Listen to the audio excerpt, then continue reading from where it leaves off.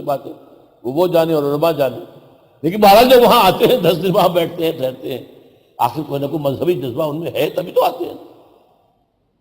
مذہب کی کمی نہیں ہے، دین کہاں ہے؟ دین کے اعتبار سے zero. We can't show even 1 square inch of land۔ یاؤ دیکھو یہاں ہم نے اللہ کا دین قائم کیا ہے، یہاں اللہ کی حاکمیت ہے، یہاں شریعت محمدی کا نفاذ ہے، یہاں دولت کی تقسیم منصفانہ ہے، یہاں ہر ایک کے بنیادی حقوق محفوظ ہیں۔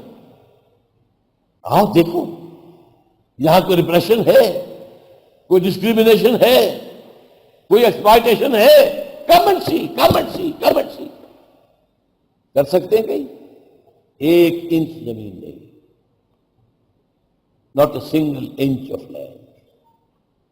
یہ ہے ہمارا وہ جرم، جو کہ اصل میں جیسا کہ میں نے آپ کو بتایا تھا، حضور کی آمد کے بعد اہم ترین معاملہ جو ہے انسان کے لیے وہ اجتماعی نظام کا ہے۔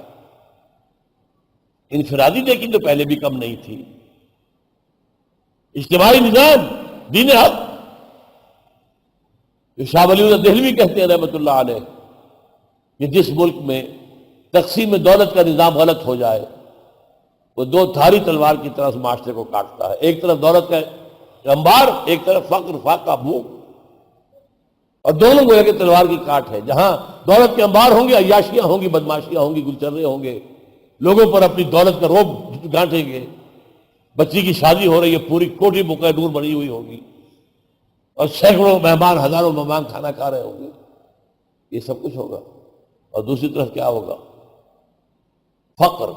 اور حضور نے خود فرمایا کاد الفقر ان یکون کفرا، فقر تو کفر تک لے جاتا ہے۔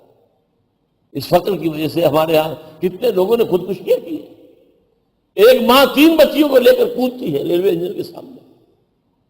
یہ ملک ہے اسلام کے نام پر دیا گیا، اور دولت کے انبار، یہ ڈیفنس ہاؤسنگ سوسائٹیز، ایک پلاٹ 1-2 کروڑ روپے کا، کوٹیاں 10 کروڑ روپے کی، اور وہاں جوگیاں بھی ہیں کہ جن کے پاس بارش اگر آ گئی ہے تو اس سے بچنے کا کوئی راستہ ہی نہیں۔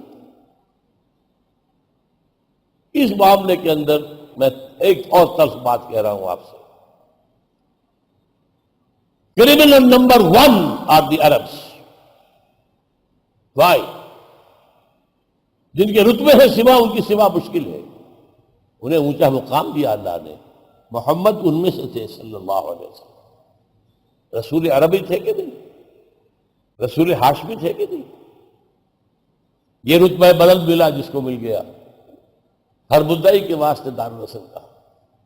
نمبر 2، ان کی مادری زبان میں اللہ کا کلام موجود ہے۔ انہیں تو کوئی چٹائی توڑ تعلیم حاصل کر کے تو قرآن کا ترجمہ سمجھنا جو ہے اس کے لیے محنت نہیں کرنی پڑے گی، اپنی زبان۔ اس کے باوجود جیسے جیسے یورپین کولونیلزم کا بستر طے ہوا پچھلی صدی میں، کسی عرب ملک نے اپنا قبلہ سیدھا کر لیا ماسکو کی طرف، شام، عراق اور مصر، اور کسی نے اپنا قبلہ سیدھا کر لیا واشنگٹن کی طرف، باقی سارے عرب ممالک واشنگٹن کی طرف۔ ان سے بڑا مجرم کون ہوگا؟ ان پر تو میں عرض کر دوں آپ سے، یہ جو نیا دی بلڈیسٹ وار جو کہا ہے، یہ جو تصویر میں نے آپ کو دی ہے وہ ان کے سر پر کھڑی ہے، تلوار تو نہیں ہوئی ہے۔ وہ جیسے ایک اسرائیلی نبی نے کہا تھا لوگوں ہوش کرو، توبہ کرو، درخت کی جڑ پر کہاڑا رکھا جا چکا ہے۔ وہ تباہی یہاں آنی۔ ویل للعرب من شر قد اقترب، یہ حضور کی حدیث ہے۔ اور جنگ کیسی ہوگی وہ میں پہلے آپ کو بتا چکا ہوں کہ ایک باپ کے بیٹے اگر 100 ہوں گے تو 99 ختم ہو جائے گا، ایک بچے گا، اور پرندہ اڑتا چلا جائے گا اور اسے اترنے کی جگہ نہیں ملے گی، گرے گا تھک کر تو لاش پر ملے گا۔ یہ دور نہیں ہے، یہ ایجنڈا چل رہا ہے، بڑی تیز سے چل رہا ہے۔ جنگ شروع ہو چکی 2001 سے۔ یہ جان لیجئے پہلی جنگ جو صلیبی جنگ تھی اس نے ایک جنگ کہہ دی، وہ جنگ نہیں، جنگوں کا سلسلہ تھا، 250 برس جاری رہا ہے، وہ کوئی 2-4 برس کی بات نہیں تھی۔ پونے 200 برس 170 برس وہ سلسلہ جاری رہا، ریلے کا ریلا چلا آ رہا ہے، سیلاب پر سیلاب چلا آ رہا ہے، ایک گیا ہے تو دوسرا آ گیا، دوسرا گیا تو تیسرا آ گیا۔ اسی طرح یہ جنگ شروع ہوئی ہے، ابھی اسے 10 سال ہوئے ہیں، لیکن اس کے جو ہدف ہے اس میں ظاہر بات ہے۔ آپ کو یہ بھی بتا دوں 2005 میں بش نے کہہ دیا تھا کہ سعودی عرب پر اور پاکستان پر بھی حملہ کر دیا جائے۔ وہ تو ان کی جو پینٹاگون ہے، جو فوجی ادارہ، اس نے کہا کہ نہیں، ممکن نہیں ہے، we are already overstretched, ہماری جو قوتیں بہت پھیلی ہوئی ہیں اس وقت، کوئی مزید جو ہے ہم مہم جو ہے جوئی نہیں کر سکتے۔ اور وقتے میں آ پڑی ہے سکون دسترانہ بات، نمبر 2 کرمنلز ہم مسلمانان پاکستان۔ اگر ہماری 150 کروڑ آبادی ہے تو کرمنل نمبر 1 30 یا 40 کروڑ عرب، کرمنل نمبر 2 نیئرلی 20 کروڑ مسلمان پاکستان۔ کیوں؟ ہم نے ایک ملک مانگا تھا گڑ گڑا کر، اے اللہ ہمیں انگریز کی غلامی سے نکال کر ہندو کی غلامی میں نہ دے دے، اے اللہ ہمیں علیحدہ ٹکڑا دے دے، ہم تیرے دین کا بول بالا کریں گے۔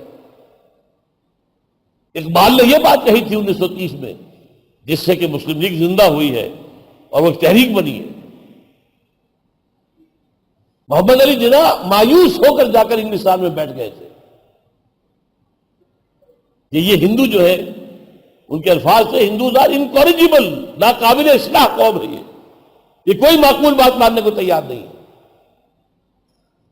اصل میں جب یہ چھوڑ کر چلے گئے تھے انگلستان 1930 میں اور وہاں پریکٹس شروع کر دی لیگل، تو ایک ہمارے ہاں ہوتے تھے آئی سی ایس بہت پرانے، ایس ایم اکرام، شیخ محمد اکرام، جن کی کتابیں بڑی مشہور ہیں، روض کوثر، آب کوثر، موج کوثر، وہ پڑھتے تھے وہاں اس وقت آکسفورڈ میں۔ انہوں نے جا کر کہا کہ آپ کیوں چھوڑ رہا ہے پاکستان ہندوستان کو، وہاں کے مسلمانوں کو آپ کی قیادت کی ضرورت ہے۔ کہنے کہ میں قیادت، ہندوز آر انکوریجیبل، اور مسلمانوں کا حال یہ ہے کہ ان کے بڑے سے بڑا لیڈر جو بات مجھ سے صبح کرتا ہے شام کو گورنر کو بتا دیتا ہے۔ How can I lead such a nation? مایوس ہو کر جا کر محمد علی جناح بیٹھ گیا ہے۔ میں اس لیے قائد اعظم ابھی نہیں کہہ رہا، ابھی قائد اعظم نہیں بنا تھا، وہ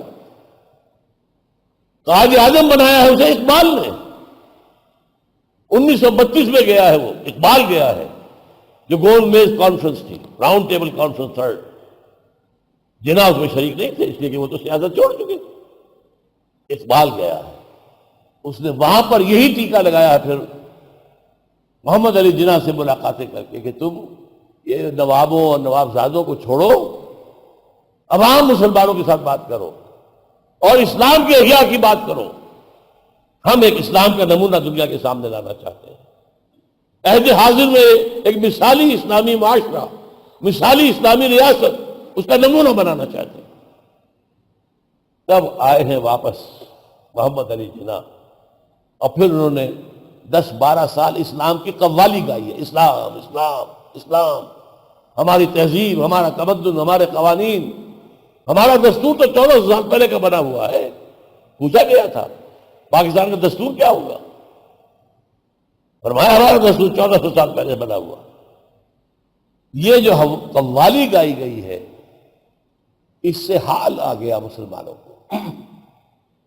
میں کیوں کہہ رہا ہوں حال جب آتا ہے تو اس میں جذبات یا جذبات کا عمل دخل ہوتا ہے، انٹلیکٹ کا نہیں۔ ورنہ سوچئے یو پی کے مسلمان نے مسلم لیگ کو کیوں ٹکٹ دی، کیوں ووٹ دیے؟ پاگل پن نہیں ہے؟ کیا یو پی کو آنا تھا پاکستان میں؟ سی پی، مدراس، بامبے، بہار، یہ پاگل نہیں تھے؟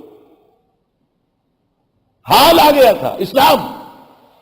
اگر اسلام کا یہاں پر نشست ثانیہ ہو جائے تو جو ہم پر بیتے گی سہ لیں گے۔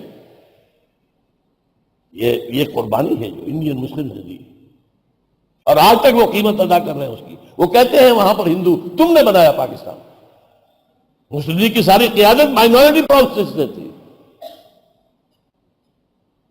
تم نے بنایا پاکستان، تم مجرم ہو، اب جاؤ وہاں دفاع ہو جاؤ۔ مسلمانوں کا 2 مقام، یا پاکستان یا قبرستان، یہ نعرے لگتے ہیں، یا پاکستان یا قبرستان۔ بہرحال ہم نے جو کچھ کیا ہے، میں اس سے زیادہ تلخ باب کھولنا نہیں چاہتا کہ ذمہ داری کس پر ہے۔ یہ تو جس کی بھی ہے، میرے نزدیک پوری قوم ذمہ دار ہے، بری کوئی بھی نہیں۔ ہم نے بھی صرف دنیا بنانے کی فکر کی ہے۔ ہم نے سمجھا آزادی ہمیں اس لیے ملی کہ دنیاوی ہمیں ترقی کے مواقع مل گئے۔ آج ہم بڑے بڑے کاروباری بن گئے، ہندو کے مقابلے کے اس سے بھی آگے نکل گئے۔ آج ہم بھی برلا اور ٹاٹا اور نہ معلوم کون کون ہمارے یہاں بن گئے۔ یہ ترقی تو ہوئی ہے، وہ دین کہاں ہے؟ وہ نظام کہاں ہے؟ مسجدیں تو بن گئی ہیں بڑی بڑی عالیشان، لیکن وہ نظام، بھائی یہ سود پر جوئے پر تمہارا سارا نظام چل رہا ہے۔ اسلام ای ملوک ای فکر چالا کے یہود، سارا نظام جو ہے قانونی وہ بھی اسی کے مطابق چل رہا ہے۔ تو اس کے لیے کمر کسیں،